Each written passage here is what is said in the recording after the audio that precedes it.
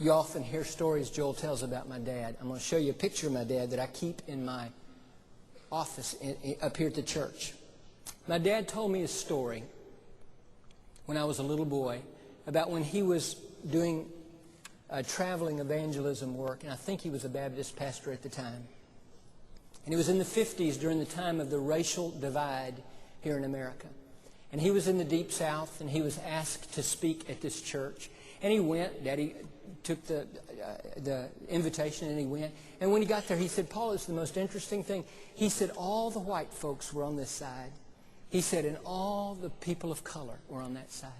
He said, I preached, and I preached. And, you know, as I was thinking about the story this afternoon, I would imagine that the song service that morning wasn't half bad because the brothers and sisters were there. But, you know, he preached his heart out. He preached his heart out, and afterwards, they invited him to a dinner, and he sat down at the dinner at the, you know, the fellowship hall that they had there. And when he sat down, it became very apparent to him he was only surrounded by white people. And so Daddy very quickly noticed that the back of the room was where the people of color were. And he said, without hesitation, he said, I just picked up my stuff, and I went back to the back, and I ate with my brothers and sisters of color. That story happened when he was 30. The picture you saw up there probably happened in his 70s. But the point is this.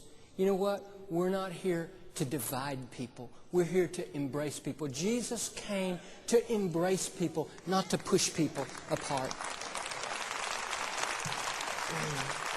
You know, one of the things I was thinking about, people always ask, and you can ask Joel, they ask us all the time, why the socio-economic, racial mix? Why all these rainbow of colors? You know what I think it is? I think it started at the very core of when my mom and dad founded this church. We believe everybody's important. We believe everybody deserves respect. And everybody, no matter their political views, no matter their sexual orientation, no matter where or where they're not in life, they deserve this, the embrace of the Lord Jesus Christ.